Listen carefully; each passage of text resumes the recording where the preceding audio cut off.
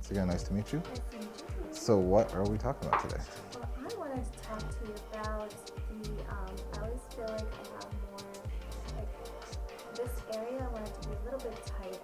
Okay. Like, I lost a little bit of weight at workout, and I feel like over time everything kind of gravitates towards the bottom. Yep. So one thing that when I talked to Julia, she mentioned it was a way to minimize the buckle or whatever. Buckle fat. Yes. So I wanted to talk to you about that, or if there's something else that you suggest. Okay.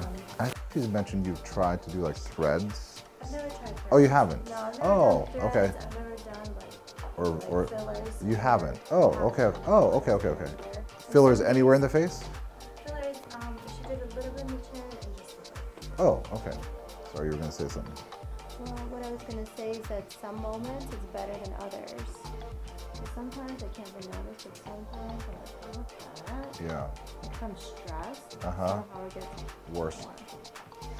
So, well, no, I mean, it's true that like in general, our faces change with hydration status, nutrition status, how tired you are, how stressed you are. I mean, all that comes into play. Yeah, for me, it's a genetic thing. It's not even due to anything. Yeah. Family has it. Even I look at my older pictures when I was like 18. It's there. Yeah. Well, I mean, you know, volume is certainly one way to address this. So when I look at, you know, this side profile, the jawline here kind of drops off a little bit. And not that we would want to bring the jawline out in sort of a horizontal direction, but kind of building up this corner and definitely have a little bit of a lifting or pulling effect there. So that's one option. And the value of that versus buccal fat removal is it just gives you that strong jawline. Right. And of course, like anyone, the two sides are different. This is sort of your smaller side. I don't know if you've ever noticed that before. No, that too is a lot of it's just genetics. I mean, nothing in our body is the same. Arms, legs, feet, eyebrow position, ears, everything is slightly different. What's a little tricky here is if both sides looked exactly like this, I would just think the volume of the jawline is the way to go. This area here is a little fuller than this side, which makes me think more about that buccal fat removal. But on this side, we could still get some improvement just with volume here. And have you ever had anything here, you said, or just in the chin, this part? Just a chin. So this is called the pre-jowl sulcus, which is this slight groove between the chin and the jowl area. So sometimes filling both here and here, again, is going to give you that really nice, strong jawline. Okay. Do you know how much chin filler you have by any chance? It's not. And when was that put in? About 2 months ago, 3 months ago. Did you feel like it made a decent difference? It Yeah, did? it definitely did. She wanted to do it that. I was like, oh, let's just not. Let's yeah, not. but maybe that's what they want. Well, so we've got a few options. So if we want to do it just by adding volume to really enhance and sort of strengthen the jawline, the long-term solution is there are some longer lasting fillers, some that are essentially semi-permanent. Now you might want to do the temporary one first to make sure you like the way it looks and feels.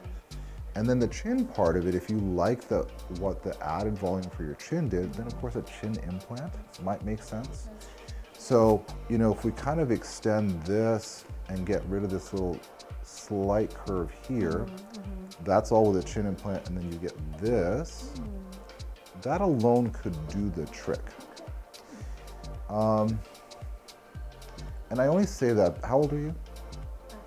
36.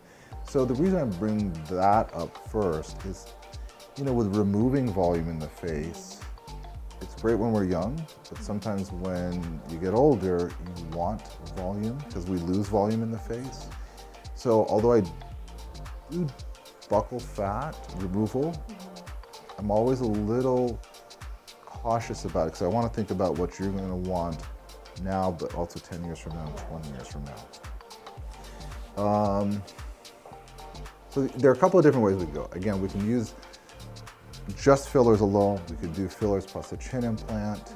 And then in a worst case scenario, because this side is slightly fuller than this side, let's say we get this just perfected, and if there's still a slight fullness there are ways we can kind of just remove a very small amount. And is that like or is there... So actually there are injectables, so although I'm not a big fan of Kybella in general, for something real small, it's okay. And Kybella is an enzyme that gets rid of fat. And Kybella is something you can do Yeah, in the chin.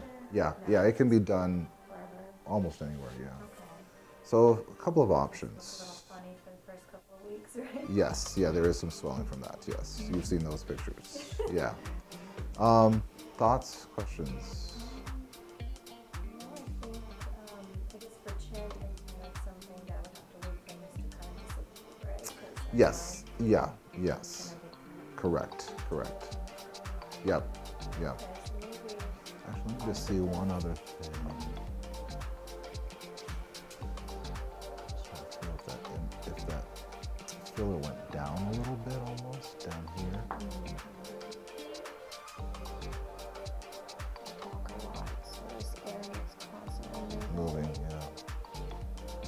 It would be more like I noticed, not so much in person, here,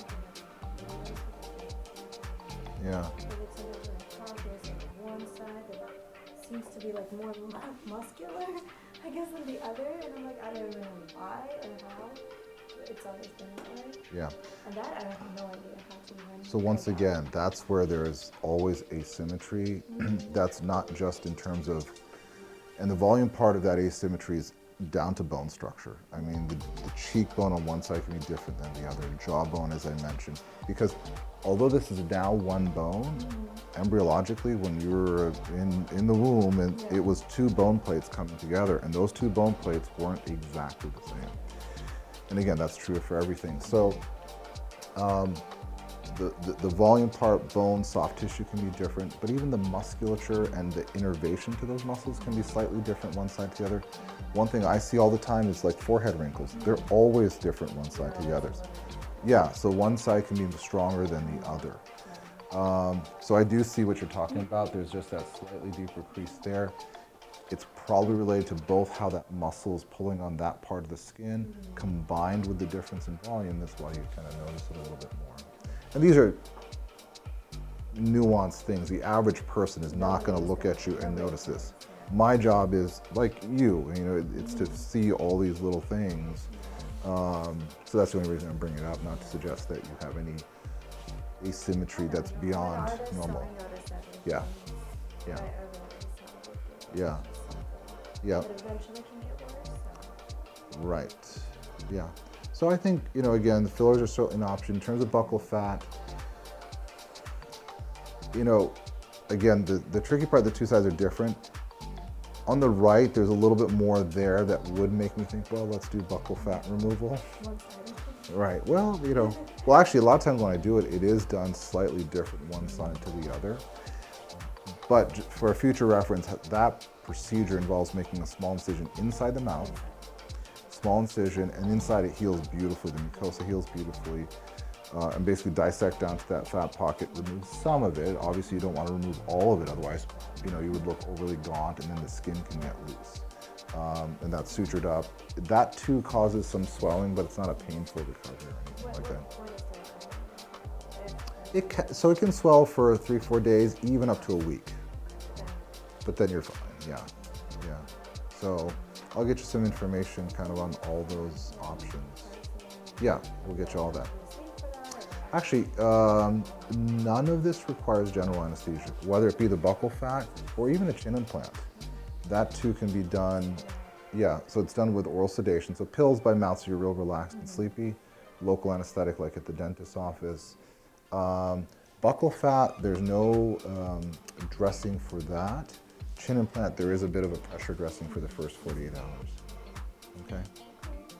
Any other questions you can think of? Okay. Yeah, so I'll have someone give you all the pricing of all the, yep, absolutely. Okay.